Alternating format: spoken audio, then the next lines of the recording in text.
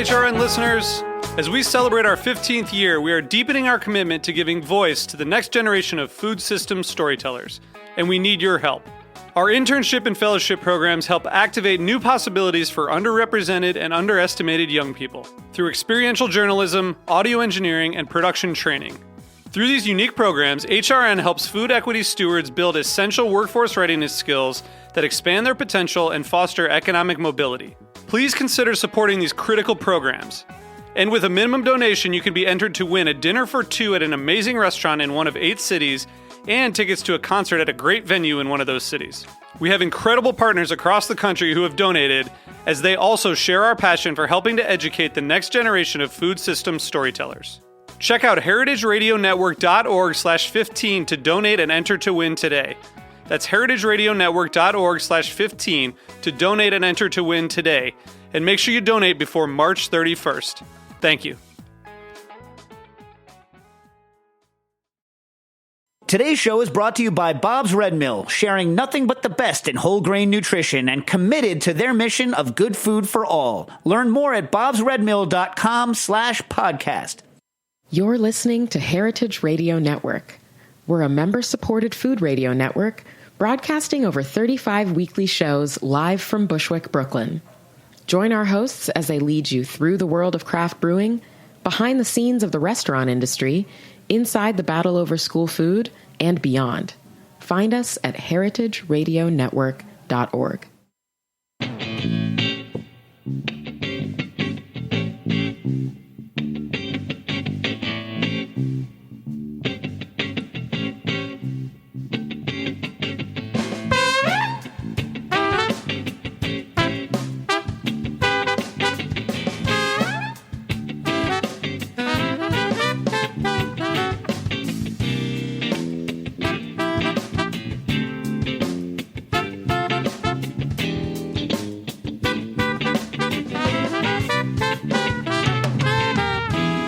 Welcome to the Grape Nation, your weekly wine journey. Our guest is Dustin Wilson, master sommelier and proprietor of VerveWine in New York City. We'll talk about wines, restaurants, retail, the movies, and a lot of other stuff. We'll taste a 2012 Umbrian Chardonnay blend from Italy for our weekly wine sip. I'm your host, Sam Ben-Ruby. Stay with us for the Grape Nation on the Heritage Radio Network. We bring wine to the people.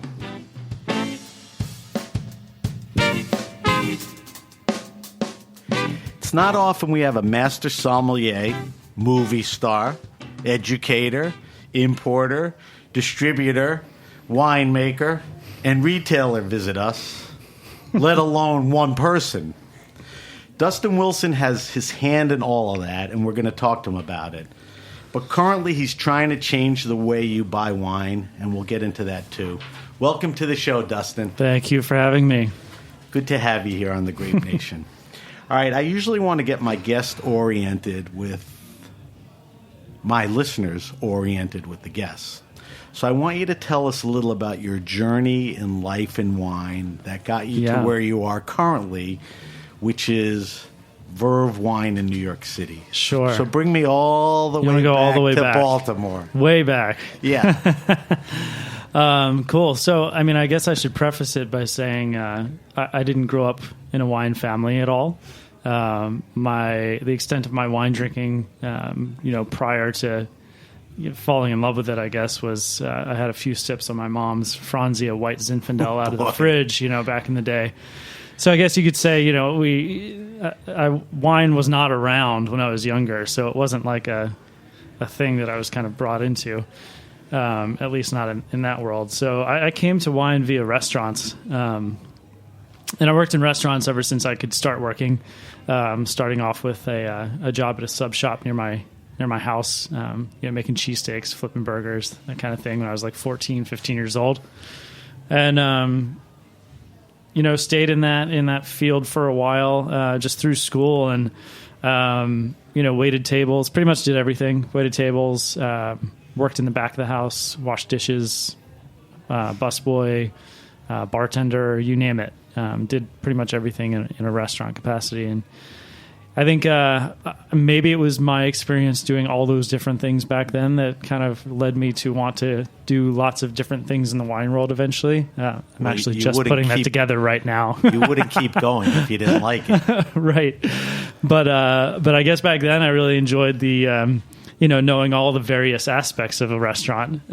So now I guess putting in perspective, it's nice to know these various aspects of the wine world. But well, you're not the first guest we've had that is a very wine-driven guest, but also makes the case that hospitality and the whole restaurant thing is equally as important. It's totally important. And you came up that way correct. Before you haven't even told us when you got into wine yet. Yeah, and the hospitality thing, I'm sure we'll touch on that more later, but I think that drives so much of everything, really. I think True. Any business that's interacting with people should and have some sort of hospitality driver involved. So when was that moment that you realized wine was a happening thing? Yeah, so it was when I was working at a steakhouse in Maryland, where I grew up in Baltimore. Was it a steakhouse or a famous one? Ruth's Chris Steakhouse. Oh, okay. Yeah. So it's pretty well-known place. Yeah, I remember getting the job there, and at the time I knew nothing about wine, and I didn't realize I was going to get into wine at all, but I just wanted to work there because it was a somewhat nice restaurant, and it had a reputation of being higher end in Baltimore. And at this point in time, too, I knew nothing of restaurants, really, other than these guys did a good job. People dressed up and went there and spent a lot of money, and, you could make good tips. So, and they always had a good steakhouse wine list. Right, Probably exactly. a lot of California. A lot of California Cab, a lot of Bordeaux, Right. a lot of your kind of bigger brand California wines for sure. Parker wines. Correct. This was late 90s.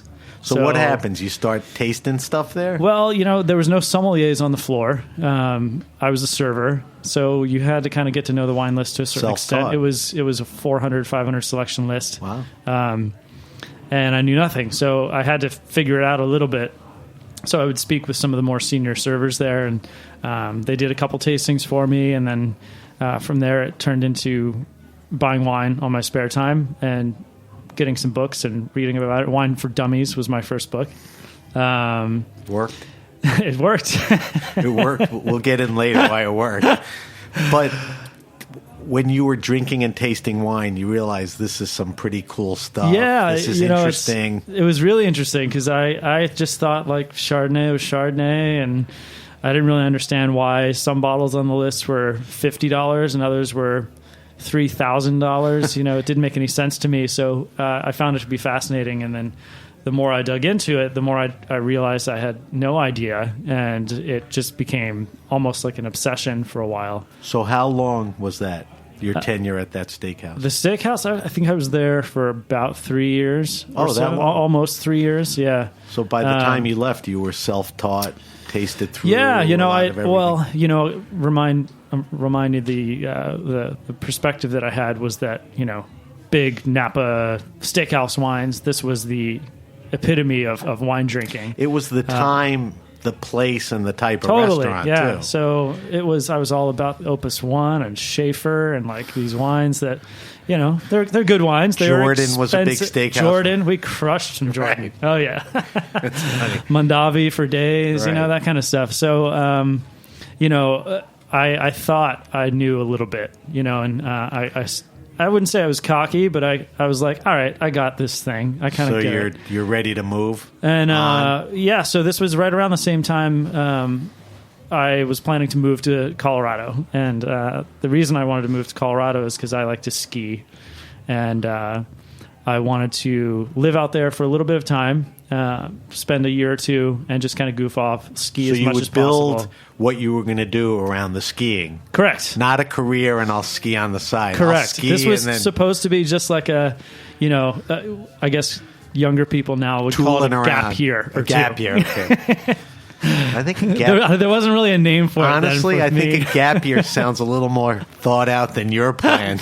Yeah. Okay. This was like, I like to ski. I'm young. I want to just go ski for a while and goof off. And And you knew Colorado. I wanted to go to Colorado. Was the wine So- thing in your mind? Like maybe I could do some wine stuff there? Originally, it wasn't until I started getting into it at the steakhouse, and then when it came time to move, I was like, it'd be cool to keep going Ski with and this, wine. with this wine thing. Right. And actually, before I moved out there, I'd gotten to the point with wine where I liked it enough. I started taking a wine course up in Philadelphia at the restaurant school, Walnut Hill. It was through the International Sommelier Guild, and it was a great kind of introductory course.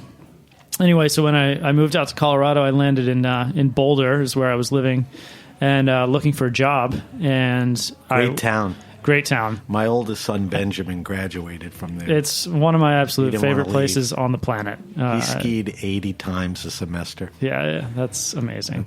I don't know why I So you get to Boulder, and I think this is going to lead to the obvious place. Yeah, so, I got there, and I didn't really have a frame of reference for restaurants. I wasn't like a foodie type. I wasn't a restaurant guy. I didn't grow up in that world. So I didn't really know where to look. I just knew I wanted a job at a restaurant that preferably was dinner focused, so I could be there in the evening and ski during the day, and that had a nice wine list. Those are my two kind of prerequisites for a job. And as I was looking around town and checking places out, doing some research onto what restaurants were good, somebody recommended Frasca Food and Wine. Bingo. There it is. And I said, okay, well, I'll go check it out. And I went in. I think I was wearing like a T-shirt and like a pair of cargo shorts or something, flip-flops. And Yeah, but Bobby's like a cyclist in a marathon. and it is Boulder, yeah. It's Boulder, so it's fine. And I just walked in, and all I wanted to do was I just wanted to peek at the wine list. That's all. And that was going to be my litmus test. If this place has a good wine list, then maybe I'll consider applying. Put a clean shirt on. Exactly. Right. So I walk in, and I asked to see the wine list, and they hand it to me, and I'm looking through. And as you know, Frasca is a restaurant that focuses on the cuisine of Friuli, Italy, Right. Very northeastern Italy, and their list was predominantly Italian and mostly weird Italian stuff. And I'm coming from a steakhouse background. My world was California. So I look at this list, I'm like, what are these wines? Like, didn't recognize anything at all. Like weird names, weird grapes, weird regions, nothing. And I didn't see a lot of like super expensive stuff. This was early in the Frasca days. I think they were about a year into their opening. Anyhow, so I'm flipping through the list, and I'm getting somewhat discouraged, actually. And then Bobby comes over and asks if I was going to be dining that night. And I said, no, I've just moved to town. I'm looking around for a job, and, I like wine, so I kind of want to learn about wine. And he's like, all right, cool. Well, here's my business card. If you decide that you want to, apply here, feel free to reach out. Such a good guy. Such a good guy. Yeah, I mean, really. always such a good guy. To this day. Yeah. Always the same. Such a hospitality guy. Bobby Stuckey. He owns legend. Frasca in Boulder, and he is a legendary restaurateur and wine guy, a mentor to a lot of people. Legend, mentor. I don't know too many guys. So what in the happens? industry. You go home and say, I'm going to give this a shot? Anyhow, no. So I walked out of the restaurant, and I hadn't really looked at his card, and I was walking down the sidewalk, and I looked at it just to see what it said, and I noticed the initials MS after his name. And thank God I was smart enough at the time to understand what those initials meant, Master Sommelier. And, up until that point, I'd only ever heard of these people. I've never witnessed one in real life, And so I was like, oh, my God, man, I've just met a Master Sommelier. This is insane. And so I immediately go home and Google or whatever I was using at the time, look up Frasca online and read about Bobby. I see he's French Laundry. He was with the Little Nell for a while. He's got all these accolades. Frasca's only open for dinner. It's closed on Sundays. I'm like, man, this is adding up to be really great. So I'm like, all right, well, I've got to go try to work here if I'm going to do this wine thing, and this is perfect. So I go back the next day to go fill out an application and walk in. I dressed up, put a nice shirt on. I think I even maybe wore a tie. Wow. Yeah, and walk in. I'm like, hi, I'd like to fill out an application. And the girl, Kristen, who I still know, who's still there, who was behind the bar at the moment, She's like, yeah, we don't really have applications, but if you want to bring a resume, Oh boy. then Screwed. and I was like, oh shit. Well, all right. I feel like an idiot now, so I leave and I go home and I write a resume. And I come back the next day, hand them my resume. They're like, thanks, we'll consider it. Didn't hear anything, so I come back the next day again. Just wanted to check in. Came back every day for I think 6 or 7 days in a row. I think before they got the idea that like this kid is not going to leave us alone. Finally, Bobby like comes out, sits me down out on the patio. I was like, look, everybody starts at the bottom. You're going to have to like scrub floors, scrub toilets. You're going to be a back waiter for a while. That's how everybody starts here. Luckily, they were just opening the patio out there at the time, and they needed one more server bumped up to have a server that could take care of the outside. So they had an opening then for a back server or busser or whatever they called it at the time. So I looked out, and I said, "Great, sign me up. I don't care. I'll do whatever you want. It's fine. I just want a foot in the door. I'll work my ass off. It's fine." And that was that. So I think I started like a couple days later, and did you do all kinds of tasks? Yeah, everything. I mean, for like the first solid 6 months or so, I was scrubbing toilets and you stayed there scrubbing 3 years, though, right? There 3 years, and you ascended to. By the time I left, I was buying wine for the restaurant. Okay. I think it was... So basically Bobby and whoever he deemed to buy it were the wine buyers? Well, Bobby actually wasn't... he was somewhat involved in the wine buying, but not... So that was a high responsibility. Yeah. Cool. There was 2 other people on the wine team with me at the time. I think I became a sommelier there. What years was that? This was 2005 that I got the job there. I think I was there when you were there. Oh, yeah? And I also think I was at 11 Madison a couple times. Yeah. I definitely remember you from 11 Madison. It's funny. Sure. All right, so let's zoom through this a little quicker, and I'll help you with it. I told you I could talk for a while. I know, and I love it all. You spend 3 years there. Bobby's a big influence. You ascend to buying, and, you got your sommelier chops down. There's a reason you leave after 3 years. Why? Yeah. So Richard Betts was leaving the Little Nell Hotel. Richard is another big name in wine Master then sommelier. And now, right? Yeah, big guy and at the Little Nell's like the back fancy schmancy resort place. 5-star, right? 5 diamonds. Montagna was the place? Montagna at the Little Nell. I don't think it's there anymore. It's changed its name to Element 47 now. So you go there at a similar capacity? Yeah, so when he left, it opened up the sommelier position. Did you know there. Richard? I didn't really know him much at the time, but he and Bobby were very close. So Bobby could put in a good word. Exactly. Okay. Yeah, and so I went up and I worked a night of service and chatted with the team up there, and landed the job, and I ended up being there for 2 years just as the sommelier.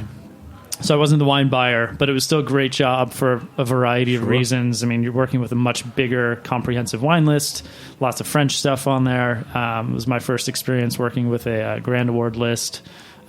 First time working with a lot of Burgundy. And when you say Grand Award, the Wine Spectator? Wine Spectator Grand Award, Did Bobby care about being a Wine Spectator Grand Award list or not? Or? Not at Frasca. No, Frasca was never that kind of place. Yeah. No, Frasca was more telling the story than just trying to have a big wine list. So you're there a couple of years. Yep. You leave there to go to San Francisco. Correct. But at some point, your MS idea is percolating around now? It was actually when I was at Frasca.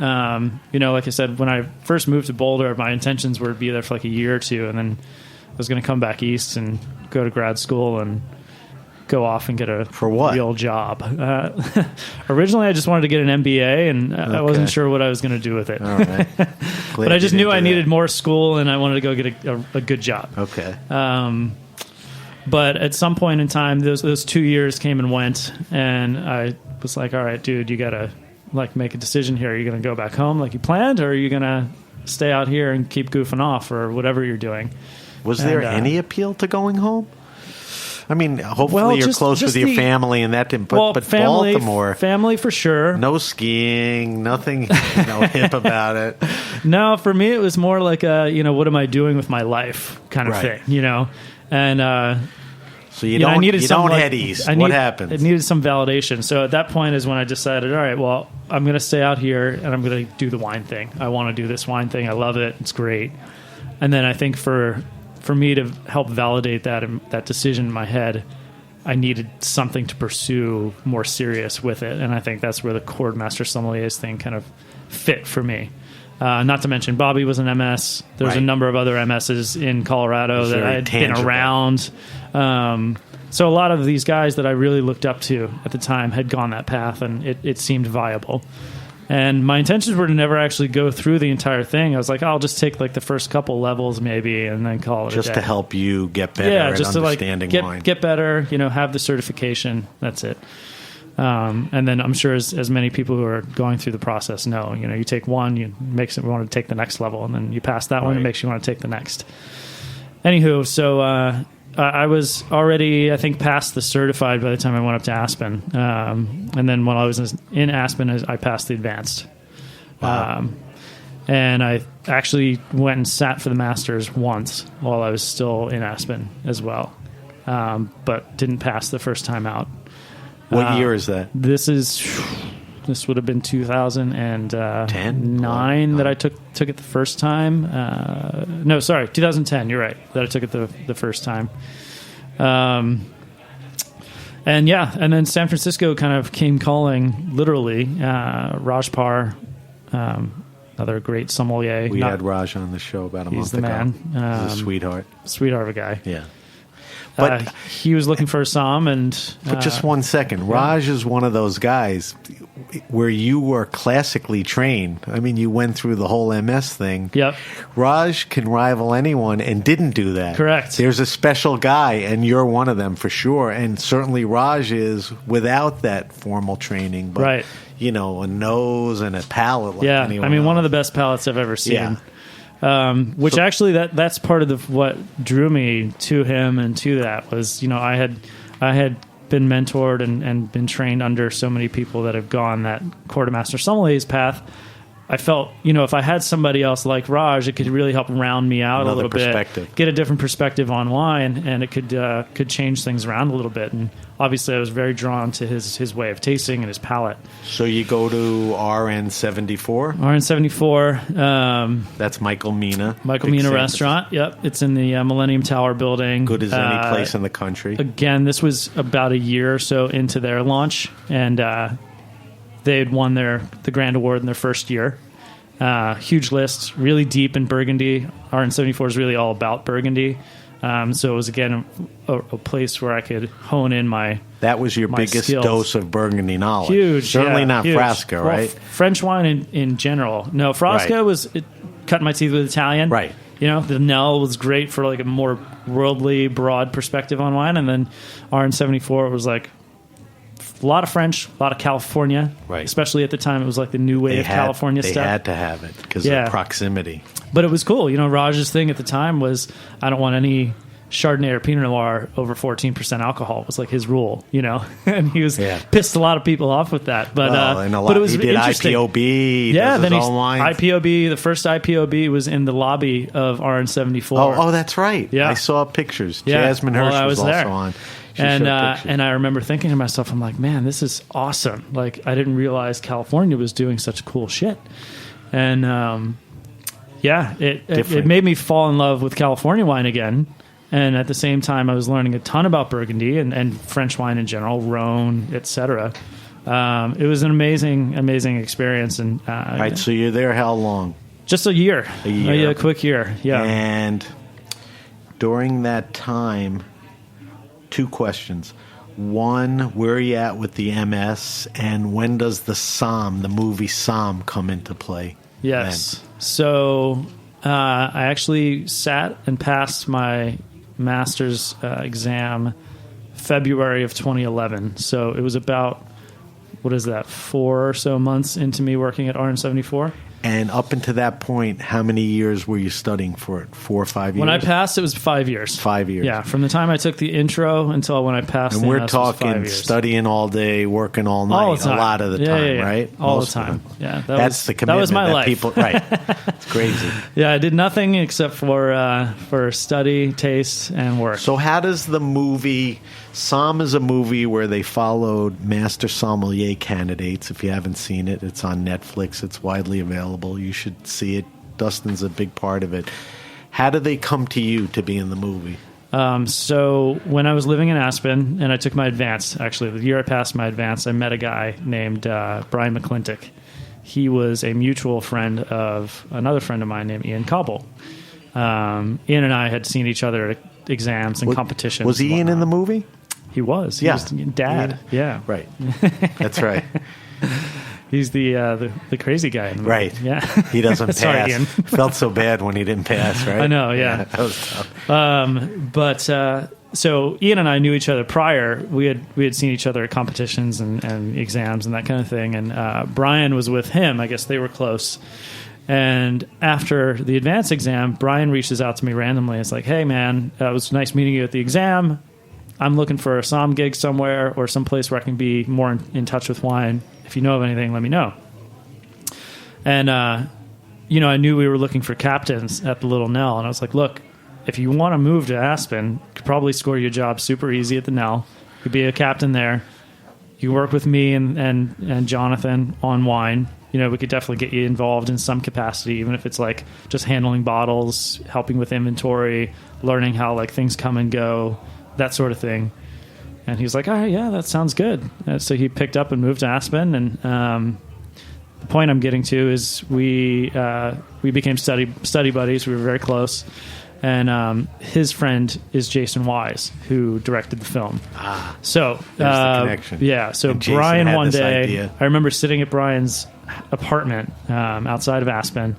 We were studying. He's like, hey, just FYI, a buddy of mine wants to like film us while we're studying for this stuff. Would you be into it? And I was like, yeah, I don't care. That's fine. Nobody cared, right? Right, yeah, it's like at the time, like, yeah, okay, some dude's gonna come over with like a handheld, cassette video camera. It was and just pretty watch us. informal. Right. I mean, it wasn't a lighting crew. And Exactly, yeah.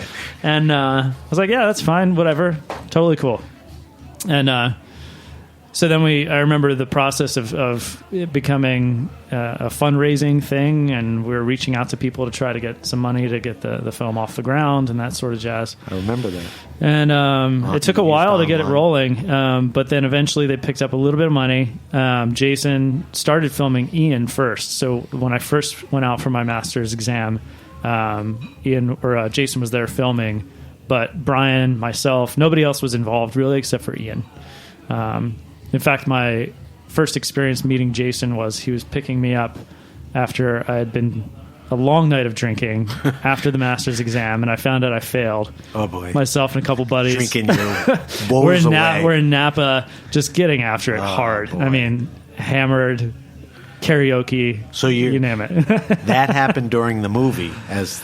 Well, he had started filming at that point, yes. It ran into each other. Yeah. So anyway, it wasn't until I moved to San Francisco that he said, all right, I need more guys involved. Dustin, are you ready to be filmed? I said, sure. And that's when D-Lynn got involved. Brian got involved.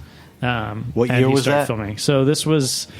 It would have been 2010. It took a couple years to film and he the movie, filmed right? us for, it would seem to be close to a year. The movie came out in 2012, so you're talking 10, 11, so a good year plus. Yeah, but what was interesting is when he wrapped filming, the editing process took like a solid year or so. Really? And then when he started pitching the film to get picked up, that took some time. So by the time it actually came out and people started watching it and hearing about it, so a good amount of time had passed, and I almost got to the point where I forgot we did it. Right. But when it came out... And then it came out, and got it was critical like, holy acclaim. Shit. The industry loved it, and then it opened up, to everyone else. Yeah. It was such an interesting subject matter. People don't realize the intensity and the commitment. It's like these guys are nuts. Yeah. Well, it's funny because I remember the first time Ian sitting down to watch it. I got like the preview DVD and popped it in, and I was again, Jason was like sleeping on our couch on the floor. it was him and like one other guy most of the time. It was very informal.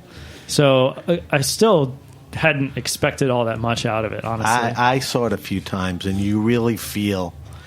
It's definitely authentic. Like it was not... It's authentic. You feel the tension. You feel the commitment. I mean... It was not a big budget thing. You guys pulled it off. But I popped in... Oh, yeah. Definitely. I pop in the DVD and I'm like, dude, this is like legit. This is real.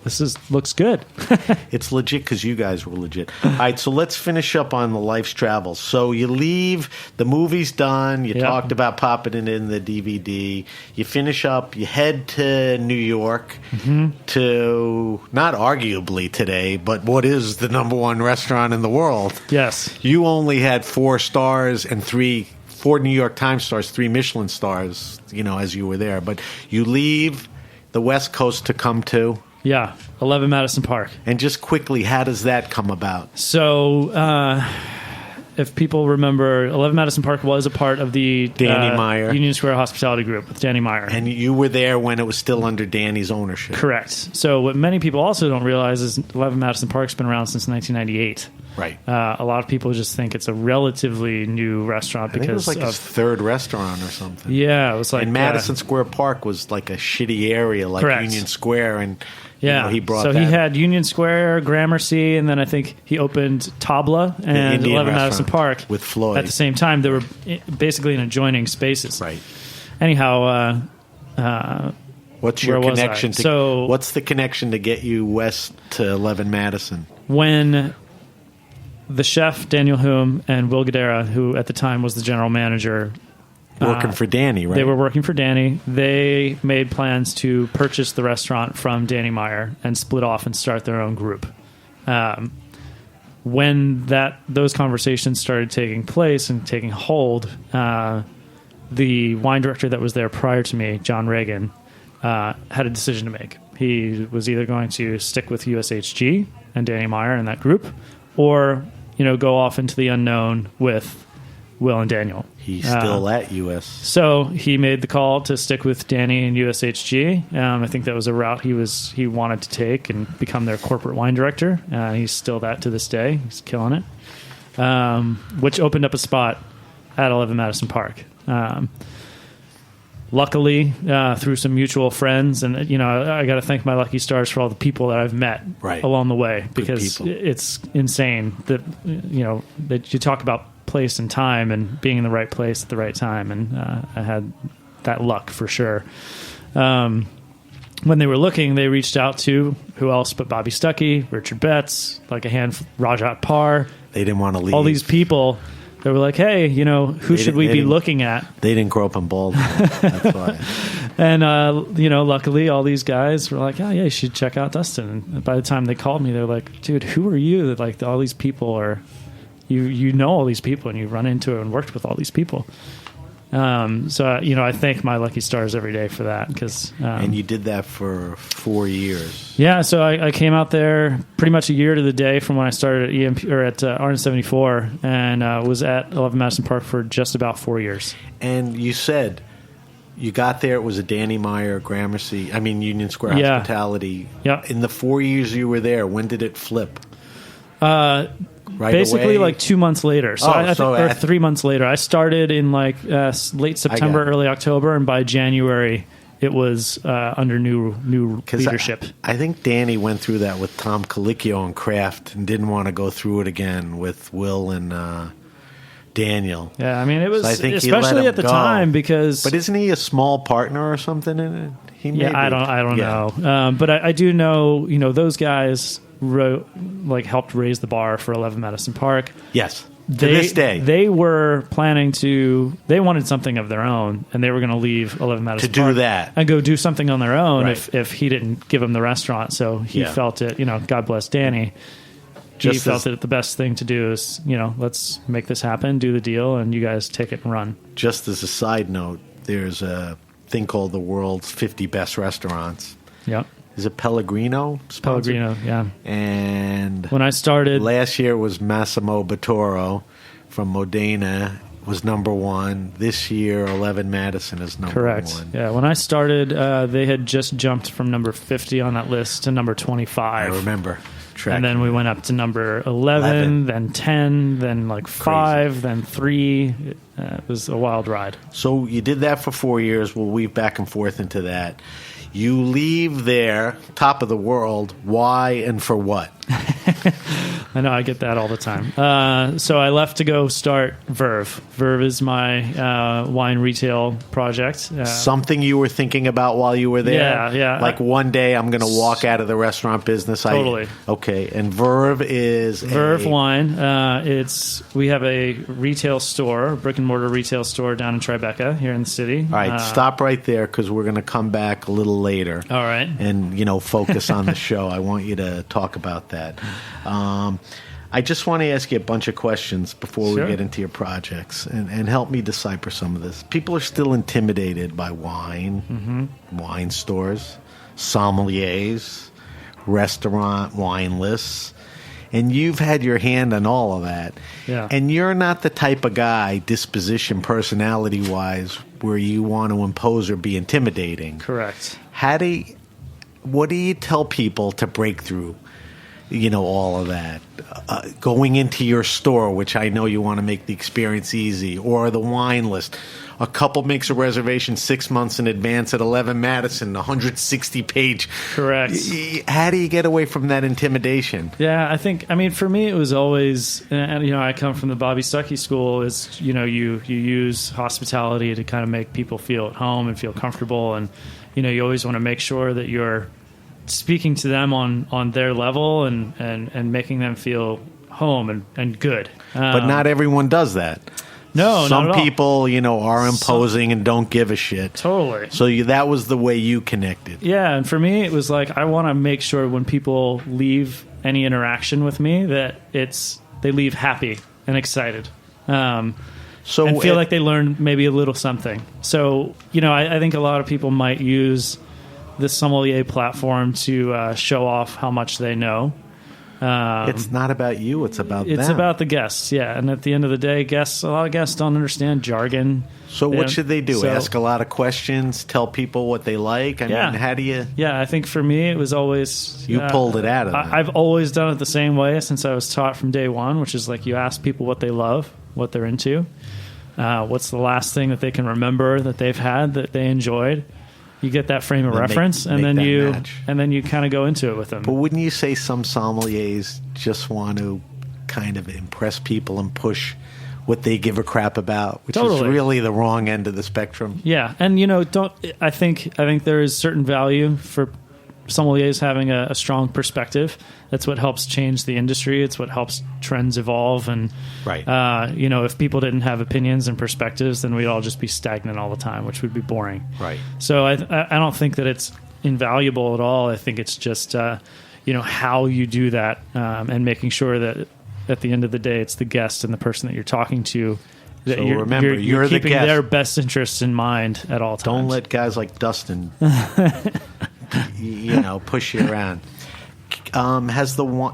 You're a young guy. You've done a lot, in a, not a short, not a long period of time, but very condensed. Has the business changed a lot since you've been in it? I mean, have you seen a lot of changes for the good?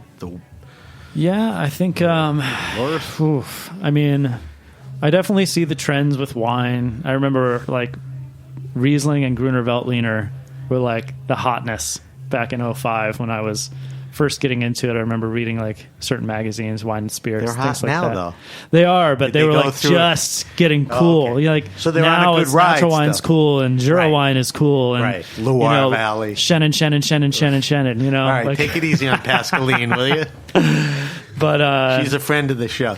Back then it was everybody just wanted to talk about Gruner Veltliner all the time. So I guess not decipher, but to look at that answer, there's been a lot of trends. It's a lot of trends. Trendy, and people sort of... And I guess sommeliers are influencers, so they carry the trend. What I love about the industry and kind of what's happened to it over the last few years, or at least that I've witnessed, is people are, at least generally speaking, that there's a shift away from so much reliance on critics I want to get to that because I have a social media question. And I think okay, we're not there yet? No. I'm getting but ahead. while I have you here, but file that. All right. Because you hit it right where I wanted to go. But before we get to that, while I have you here, and we may talk a little about it with Verve because we got to break in a few minutes. But talk to me right now, in your mind. I only care what you think. What's exciting in wine? What wines are exciting? What regions? To you, to the store. It doesn't have to be trendy, but where is your focus towards right now? Yeah.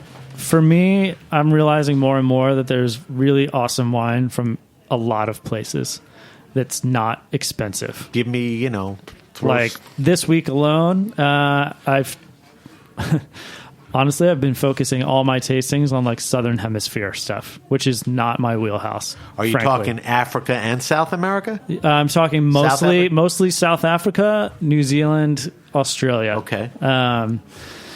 And not it's the exciting. typical varietals anymore. Everybody used to think Australia Syrah, it's much deeper. Well, New Zealand, a lot of it, some of it is the same varieties, but there's others. Just different styles, and everybody's breaking the mold on what people thought these wines were, and it gets me super excited because I just look at it, I'm like, man, there is such good stuff everywhere.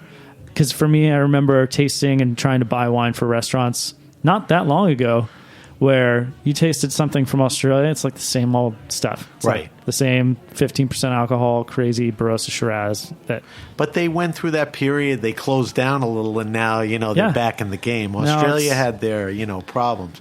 It's just exciting because you can find like really delicious wines from a lot of different places that have great stories. So if you had to condense it into a handful of recommendations, what in Australia, what in South Africa? I don't know. Are you still staying with Syrah as a varietal? Yeah, it's funny. I mean, this will encapsulate it. There's Pinot a lot of Noir producers in Australia now that are putting the word Syrah on their label instead of Shiraz. Okay. And, it's a little thing, but it's also a psychological thing for them where it's like we're not making the same Shiraz type of wines that our predecessors did. Adelaide Hills. So it's cool. Super cool. What about South Africa? Yeah. Are there varietals or regions? I know, Swartland is doing a whole natural wine thing. Yeah, and there's like Elgin and Walker Bay and some of these cool climate areas. What are the predominant varietals? You're looking at a lot of Chenin Blanc, a lot of Syrah, some Pinot Noir, Chardonnay, that kind of stuff. So not necessarily wacky grapes, but Blankenfrosch or whatever they make there. Blaufränkisch. Blaufränkisch, right. So the grapes aren't necessarily all that weird. What I'm finding is just the quality is steadily increasing. I honestly wrote off South African wines years ago because I tasted as much as I could and I just couldn't find anything that I liked. Now you're feeling good about it. And now I'm like, just in the last 2 weeks alone, have tasted a lot of really fun things. And so not to go all over the place, I guess the takeaway is on your recommendation, Southern Hemisphere, South Africa, I guess what I'm saying is don't ever write off a region. Right. Keep your mind open because... for me, I used to be like, South African wines suck. I don't like South African wines. And now I'm kicking myself because I'm like, there's actually a lot of good stuff here. All right, I'm going to ask you one more question, and then we're going to take a break. When we come back, I want to do the wine list. Then I want to get into your projects, and we're going to taste some wine. So I had pushed you off to this. Social media. Mm-hmm. How has it changed wine during your tenure in wine? Yeah, well, I think this kind of plays into the critic thing. Social media has developed, I think, a lot of new experts, I guess you could say. Instead of the same 3, 4, 5. Correct. Now there's dozens, if not hundreds, of people. I use this word all the time, and tell me if you agree. It's more democratized. Totally is, yeah, which is a great thing. Right. I think that's one of the trends that I really love to see is people, used to be following... like you said, 3, 4 people, and they had the dominance of the entire industry. And that's, they changed the industry completely. And they changed the way wine was made and, what people consumed. Now you have bloggers, but now there's delectable. There's so writers, many different types of people out there. Correct. All greats. That are all, have their own voice and consumers now have the opportunity to kind of pick and choose from a number of different viewpoints on wine. It's not about points and scores anymore. It's about the stories and the way the wine tastes, and I think it's much more interesting now. Yeah. Yeah. That's one aspect. The other aspect is how wine personalities use it to promote their brands on Instagram or Snapchat. Yeah. There's a whole forum for people to get their messages out. Totally. So you That's can a great hear thing. from the winemaker, you can hear it from sommeliers, you can hear it from other It's just reviewers. another platform for them to use to tell the stories they want to tell. And it's So great. social media, in your mind, has had nothing but a positive effect on I think it's had a great effect. I think if it's used the right way. I mean, I would say the one Well, trend, like any. Yeah. The one trend I don't love is just the pure searching of wines that are essentially unattainable. The pure FOMO Right. shots. Look at this flight of The $25,000 50-year-old dinner. DRC wines that I Yeah. tasted tonight. Ha ha ha ha. Don't you everybody- wish you were me? Right. I get it. It's fun because But you want you to know what? document that experience, but at the You same get to time, see it. Right. It's out there, so you get to see it. But I agree. You're with you. rubbing it in people's faces. I think there's a whole separate social media argument that people are just doing stuff for other people to see. Correct. Where there's a lot of education and criticism, which is more important. Yeah. All right, so we're talking to Dustin Wilson. Dustin's a master sommelier. We heard where he came from. He's also the proprietor of VerveWine in New York City, which we're going to talk about. We're going to take a quick break, and when we come back, we're going to subject Dustin to the wine list, talk about his projects, and then me, Dustin, and Trouty are going to taste a little wine on air. So we'll be right back.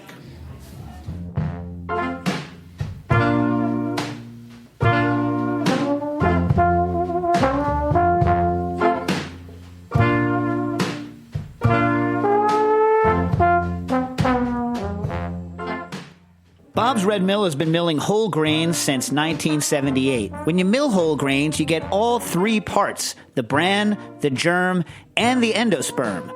The bran, or the roughage, makes up about 14% of the whole grain. It's the outer skin of the edible kernel. It contains large amounts of B vitamins, some protein, trace minerals, phytochemicals, but most importantly, dietary fiber. Learn more at bobsredmill.com/podcast. Hey, like what you hear? Heritage Radio Network has plenty more. With fresh programming every week, we've got something for everyone. Trying to start your own food business? Concerned about where your food comes from? Looking for the best wine or beer to bring to a party? Find our shows on iTunes or Stitcher, or head to heritageradionetwork.org to listen live and subscribe to our newsletter.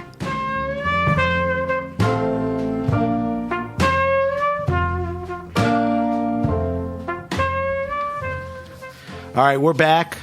We're back. You're listening to The Grape Nation on the Heritage Radio Network. My guest is Dustin Wilson. Hello. Master sommelier, proprietor of VerveWine. All right, Dustin, nobody leaves the Heritage Radio Network studios without answering the wine list, excuse me. So I'm going to give you a bunch of questions. And I'm not prepared. you shouldn't be. That's the beauty of this. Answer them honestly and succinctly, all right? First question, and you may have answered this. What are you drinking now? What are you tasting? What keeps reappearing? Whether it's personal, for the store, but what are you drinking now? Right now, I am drinking mostly Northern Rhone wines. Okay. And it's been that way for a good chunk of time now. Give me a couple of specifics that you're liking. Yeah. Pierre Gonon, Saint Joseph. My all-time favorite. Monnier Perol, Saint Joseph. Domaine Faury. What's that? Give me the second one.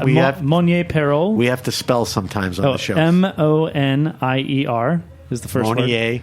Perol is Perreol.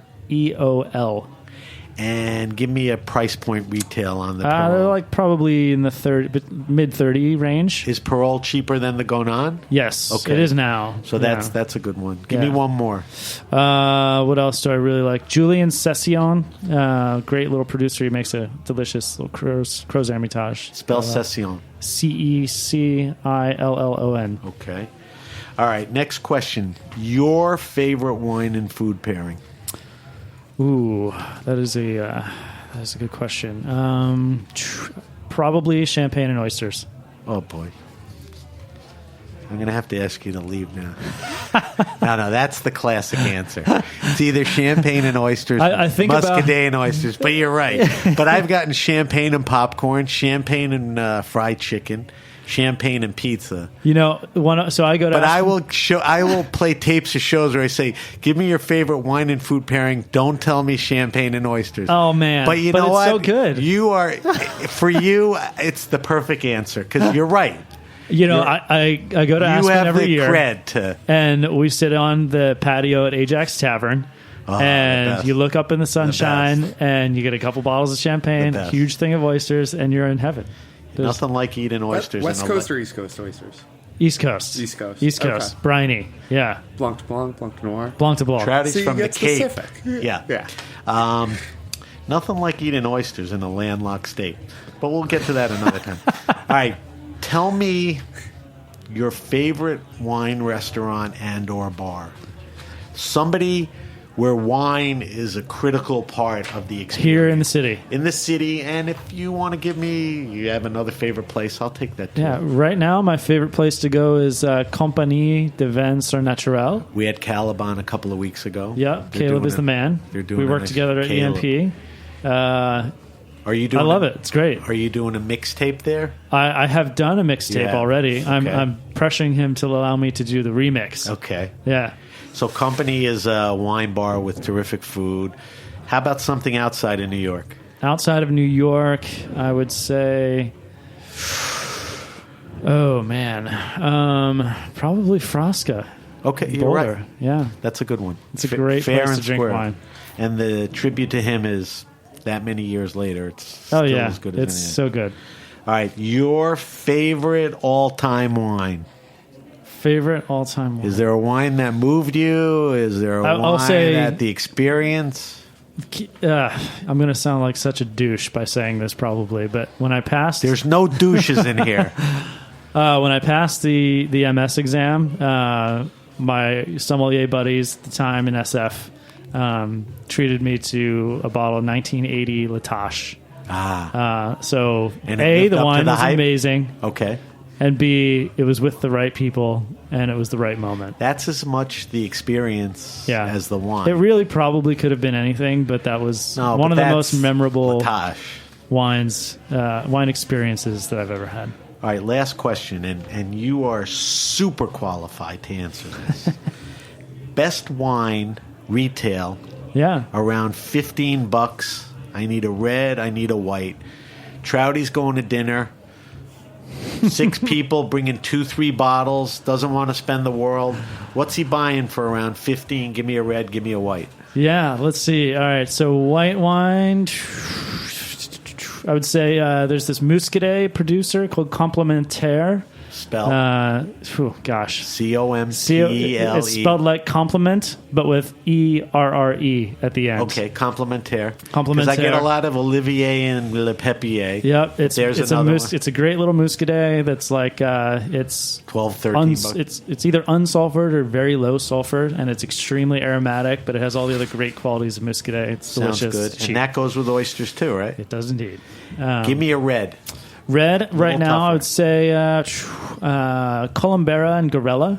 All right, nobody understands that. So is that the type of wine? The name? Columbera is the name. So it's two partners. Columbera and Gorella are the two guys. Okay, two spell names. for me. Columbera just kind of as it sounds, Colombera. B-R-A. Columbera. And Gorella is Garella. Okay. And where is that from? They're up in Alto Piemonte, so the northern part of Piedmont. It's a Nebbiolo-based wine. Right. They make a few wines. The Costa della Sesia is the more inexpensive wine. I can't say that it's $15, but $15-20. It's yes, and for sure. the money. For the money, it's banging. It's funny. I had Laura Maniac in here, and I said, "What are you liking now?" And she said, "Alta Piemonte." Yeah, great wines. It come up. Great wines. All right, so those are two good choices. All right, so let's get back to a few other things, and then we're going to taste some wine. Cool. So you have your hands currently in a bunch of different things. You have your own wine label. you have a distribution company, and you have a recently opened wine store. Let's start with your wine company. It's called Vallin, Vallin. Correct. What is Vallin? Vallin is a partnership between myself and a couple of sommelier buddies and a winemaker. We started in 2000, or our first vintage was 2012. The idea for it came about when I was still living in San Francisco, and it was very fascinated by the trend of like the IPOB, the wines of balance, and right? This new wave of California stuff, and so much attention was being paid to Chardonnay and Pinot Noir at the time, and I love Syrah. I like drinking Côte Rôtie and that kind of stuff. Northern and so we were like, man, we should take this same mentality and apply it to Syrah and make some really delicious, cool climate, balanced style Syrah that's made in the way that we like to drink from the old world, but coming from California. Let's be a part of this wave. So you searched for vineyards and suppliers? Well, we searched for someone that would help us on the winemaker side first, and we came across that with Justin Willett. Who's Justin's background is what? So he worked for Arcadian under Joe Davis for some time, and then launched his own wine label called Tyler back in 2005. Very good popular wine. Super delicious. Yeah, great wines. Great Pinot and Chard. And great price points, too. It's yes, not a crazy expensive one. So he's your winemaker. He's the winemaker. And, our goal was like, hey, we don't want to discount the terroir of where the wine's coming from. We want this to be a California wine. Predominantly from where? It's all Santa Barbara. Okay. Yeah, we harvest from a few different sites around Santa Barbara.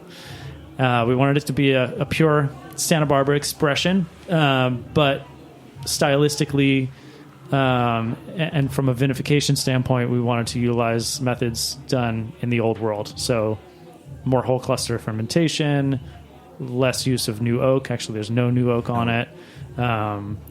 We tried to use as little sulfur as possible. When you say no new oak, you're using barrels. Correct. But you're using oak barrels that have been used, so a lot of the wood flavors been are sucked gone. out. Exactly. But as a vessel, it's storage, and it imparts a little something? It imparts, because it's still an oxidative environment, at least to a certain extent. There's cracks and whatnot in the barrel. So. When you use a barrel, what are you talking about? It's been used 3-4 times before you put your stuff in? These were at least 3 times, if not more. Yeah. All right. Yeah. We didn't make much. It's always been like a fun side thing that we just really like. I like drinking the wine myself. Did it come out the way you hoped it would? Yeah, it's been better than I thought it would. Do you make something besides Syrah? We did before. Our first vintage, we made a little Grenache too. Okay. We also have a white wine. It's a Viognier and Marsanne blend. Nice. But then we realized that if we wanted to kind of focus on this Northern Rhone thing, then Grenache didn't make sense. We actually made a rosé the first year too. So we bagged the rosé, bagged the Grenache. So now it's just 2 wines. So if people want to get the wine, it's a very small production wine. Yes. But if their curiosity's piqued and they're enticed, what's their best thing to do? Go on the website? Yeah, they can buy it through Verve, for sure. Okay. That would be my first recommendation. So anybody anywhere around the country could get in touch with Verve. When we get to Verve, we'll give them all the contact info and all that. All right, so that's going on. You have grapes in the ground for this fall's vintage, your next vintage? Correct. All right, so let's talk about Anvil. Yeah. Anvil is another company of yours. It is a import distribution company? Distribution, really. Distribution? Yep. So Anvil came about. A good buddy of mine who, when I was working at Ruth's Chris Steakhouse back in the day. Wow. Good buddy Matt. Matt and I drank a lot of wine together back then. We kind of were getting into wine right around the same time. He went off and became a lawyer. I went off and became a sommelier. He calls me like a few years ago and says, hey, I kind of don't want to do this lawyer thing anymore. I want to get into wine. He needed somebody to help him get into that world. Separate of you and him seeing each other, just something. We had seen each other a little bit here and there. But you were not the major influence in why he wanted to do that. No, I think he always liked wine. I think he enjoyed tasting it. It was a hobby of his, but it wasn't. I don't think he got the bug to do anything with it until he kind of had to make a decision about if he's staying in law or not. He had come to see me at 11 Madison Park a few times, and we'd stayed in contact. Anyhow, so when I was wrapping up at 11 Madison Park and planning Verve, we still had some time before Verve was going to launch. So I helped him kind of get this thing off the ground, and it's great. We started as a small portfolio of basically all French wine in the beginning. So let's tell people what it is. You do this in the state of Colorado. Yes. So it's in Colorado. You're a distributor in Colorado. So your goal... sell wine to restaurants and retailers in Colorado. But the goal is to bring wines in that you like, that are not available in the market. Correct. Yeah. So our thing has always Get been, distribution for the for most part, wines that had not been represented there before. So a bit of an uphill battle for anybody that's trying to launch new brands in a market. Right. It takes time. How many different wines are you distributing to? Now, gosh. I'm going to guess 55 plus. Yeah, probably. Because I counted. Oh, you did? Okay. Yeah. So it's about 55. Yeah, we started out with like 10.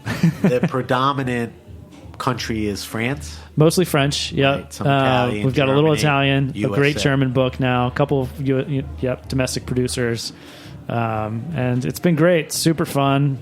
It gives me a reason to go back to Colorado on a somewhat regular basis. Perfect. My role is I kind of feed producers his way and give him some pointers and tell him what he's missing out if he's not buying something else, and it's been great to watch it grow. Well, if in the course of this conversation you went from 10 to over 50 wines, then it's going in the right direction. It's been great. So that's a good thing. All right, let's talk about what you're currently doing, what keeps you up at night, yes, what you spend 15, 16 hours a day doing. You opened a retail wine store with all your background. You opened a retail wine store late last year called VerveWine, VERVE, VerveWine in New York City. What's the address? 24 Hubert Street. And that's Tribeca. All right, so what was the goal, the objective, the mission statement when you wanted to open Verve? Not the first wine store in that neighborhood, certainly not the only one in New York. Yeah, I mean, for us, we just wanted to kind of bring our perspective on wine and our vision of hospitality, I think, to the wine retail world. So hospitality, which for you sure, don't necessarily get, and you have a huge background. An experience, and I think for me, I just when you shop for wine or when you are learning about wine, and also coming to put it into context, we're looking at a day and age right now where the consumption of wine is growing at a very rapid rate, and the consumer that is buying all this wine is starting to change dramatically. How? I mean, the younger generation, I hate rambling on about millennials, but millennials are now represent the largest wine market in the country, the largest wine market in the history of wine drinking in the U.S., and they're changing the way that wine is bought and sold, and what's important about it and what's not. So you know the market, and you have to pivot to them. Yeah. So what's it? For me, I'm like a very, very old millennial or very young Gen Xer. So I'm like kind of an in between guy. Right. So for me, to have the experience you have. You can't be a millennial. I mean, right. So you have the best of both worlds. Yes, You're exactly. still on the fringe in a good way. I'm on the fringe and for you sure. have good experience. So, but what I saw was an opportunity to kind of just freshen things up a little bit and bring more of the experience, especially like the online piece and social media and the way we present ourselves to the world, and the way we talk about wine. Create an environment that's fun, educational, and approachable for the younger wine consumer. So education is important. Huge. Is the online portion becoming a nice chunk of the business? It's on its way there. And you're working hard towards that. Totally. Yeah, right. That's where we see the most potential, and that's where I want to see it grow, and we're putting a lot of effort into that. Would you say that the store specializes predominantly in European wines? It's a lot of European wine for sure. Does it fold into a handful of countries, or you're trying to? Right now, it's mostly French and French and Italian, I would say, but a good chunk of Spain, Germany, Austria, scattering around Europe. Right. Like you said, all these regions are pushing out great wine. A good chunk of domestic stuff. A lot of California, but a little bit of Oregon, even New York, etc. And for us though, it's more about the producer and how they make their wines, and we look for small family-owned wineries that show great respect for their land, their sense of place. So you're really curating. Super curated. What you're carrying. Exactly. And that hopefully is part of the education part. Let people know. We don't care about points. I couldn't care less about points. That's where online is a good forum for that, right? You can really speak about the wine. Right. We like the stories behind the wines, and we want things that are made in a healthy, sustainable way, and that stuff's important to us. And we're not necessarily dogmatic about the wines being quote unquote natural. Right. It's such a broad thing, anyways. Some white Burgundies that I think are some of the most amazing wines in the world, they use a bunch of sulfur. It just is what it is. Right. We're not going to write them off just because they use too much sulfur. So you said somewhere you didn't want the shop to feel like it just sells high-end wines. Yeah. That always. So we do have some high-end wine, honestly, and I've been talking about those wines and selling those wines, drinking those wines for years now. But I honestly get more excited about the $20 stuff. Yeah. Honestly, that it's great. Yeah, because I love finding this stuff. It's so good. Yeah. That's funny because somebody could walk in because they know who you were. They were excited you opened the store. They get a chance to stand with you for 20 minutes, walk out with a case of curated wines. And not have to spend a ton of money. It's great. And then some guy who has no clue walks out with the same case, and it just has the same benefit. Yeah. So, it's the best place to go to for any of that. So it's fun, too, because, we have some of the high-end stuff, and, I like those wines, obviously. You need them for your client base, too. Totally, and there's a lot of people in New York City. There's a lot of people that want those wines, and especially downtown. I can talk about them all day, so it's fun to have them there, but... Now, you have a thing called, it's a very cool thing, and if there's other features, tell me after, Somm's Corner. Yeah. You have a lot of sommelier friends, and I guess after you being on, for the past hour and talking about sommeliers in general, these guys kind of know what's going on. Mm-hmm. So what's the Somm's Corner? So we have it's really a little section of the store where we feature some wines that are either made by sommeliers, because there's a lot of guys like myself who make wine, like my good friend Thomas Pastuszek from the Nomad, Raj Parr, Bobby Stuckey, Richard Betts. There's a lot of sommeliers out there now that make wine. So we've got their wines, or it's kind of like the funky, wacky, sommelier nerd out wines. Right. So it's an exposure to a lot of different types. Yeah, so it's kind of like some of the weird stuff that's cool and fun right now. We're going to have to wrap up soon, but David, my engineer, is giving me the high sign. But David, don't forget, before we go off the air, we have to taste some wine, so we're going to get that in quickly. Okay? Anything else besides Somm's Corner? You do education there. Yeah, we have a great area in the back where we host tastings and events, and that's great. And anybody that's interested in that, just visit. So let's give everyone the vitals here. So the store is VerveWine. Store's VerveWine. It's Tribeca, and the address is 24 Hubert Street, which is between what and what? It's on basically Greenwich, between Greenwich and the West Side Highway. All right, and I've been on the site a bunch of times, and it's a terrific site. It's very visual, very informative. What's the web address? It's VerveWine.com. So it's VERV. Wine, one word. Check that out. There's a place to sign up for the email list. I would recommend that. Follow us on social. We do a lot of fun educational stuff on social. We're trying to do all these things that I, jabber on about. And by the way, there's a good chance during the week, mid-afternoon, you have some serious wine needs and inquiries. You call them, and guess who picks up the phone? So Dustin is not going anywhere most of the day, most of the week. Yeah, I'll be there. All right, so that's VerveWine in New York City. It's definitely an exciting, terrific place. All right, we're going to wrap the show up quickly, David. We're going to do our weekly wine sip. Every week we taste a different wine on air. For our weekly wine sip this week, we're going to taste I brought the exact opposite wine of what everyone drinks and thinks. We're going to taste a 2012 Trevorrow del Sala from Umbria. So it's an Umbrian wine. It's made by Antinori. It is a blend of 85% Chardonnay, 15% Grechetto. Did I pronounce that right? Grechetto, yeah. Grechetto.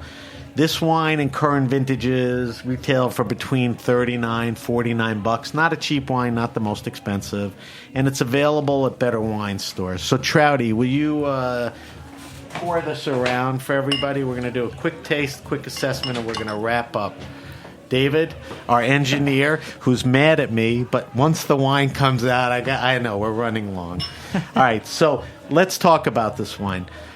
Dustin, can you tell me anything else about this wine? You know anything about it? This is my first time trying this wine. Okay, so that's kind of why I brought it in. I didn't want to what would Dustin be drinking? All right, so it's Antinori. It's predominantly Chardonnay, so it'll probably be big. Let's look at color first. You know, typical Chardonnay. Yeah, it's got a nice kind of golden hue to it. All right, now give me your nose on this.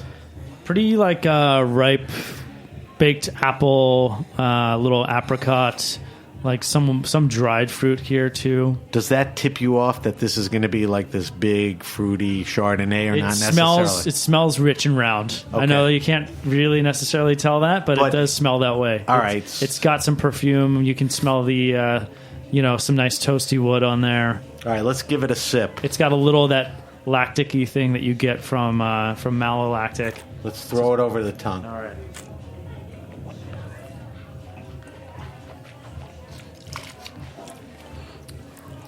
Mouthfeel, medium, rich, compelling. Rich mouthfeel, mouthfeel, like definitely rich, rich, full rich, full rich. All right, now it's got some nice acidity though too. It's not just a big oily, mouth coater. It's got some acid there too. I definitely get the acidity. Yeah, which you're right, because it's a round wine, but that acidity cuts through. Right. All right, give me some palate descriptors. Palate descriptors. I mean, I think that creamy, rich, round, textured. Which fruits? Impression. Again, baked apple, baked like red apple, baked pear, like a caramelized pear. A little bit of a burnt kind of creme brulee kind of feel to it. A little vanilla cinnamon from the oak toast. A lot of the classic descriptors. Yeah, absolutely. I mean, is this wine Burgundian at all for an Umbrian wine, or not really? For me, this feels something more in between, like a California wine. And the nose reminds me more of California. Right. The palate is a little fresher, so you can kind of tell it's an old world wine there. Tell me a good wine and food pairing for this. Good food pairing. Man. I would get maybe like a lobster roll or something. That's a good one. It's getting warm outside.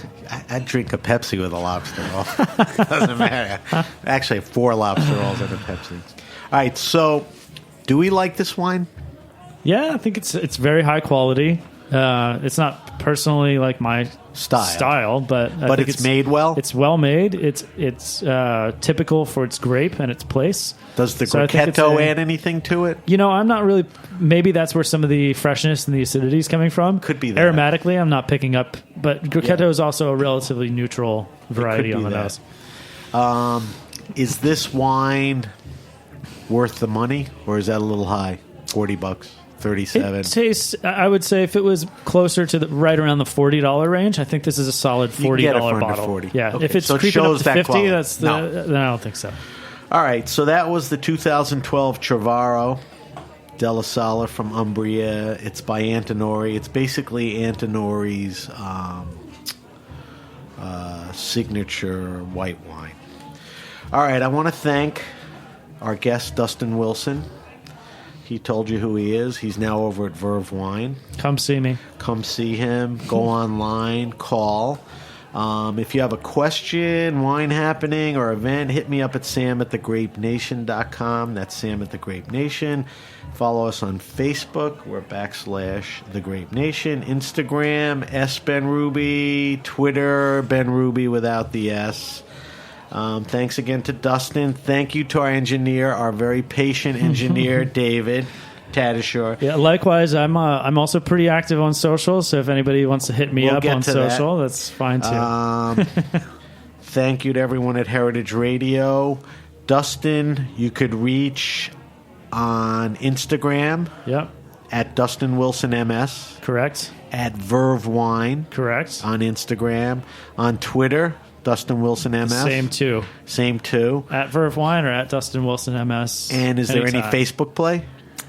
I'm not really personally a Facebook guy, but Verve does have a Facebook account. We would love it if you liked us on Facebook. Okay. Yeah. So that's all the stuff. Definitely, you people in New York City, get down there. If you're visiting, get down there. And if you're out of town, enjoy the experience online and try to hook up with Dustin. Thank you for joining us. Thank you to everyone at Heritage Radio. I'm Sam Ben-Ruby, and you've been listening to The Grape Nation.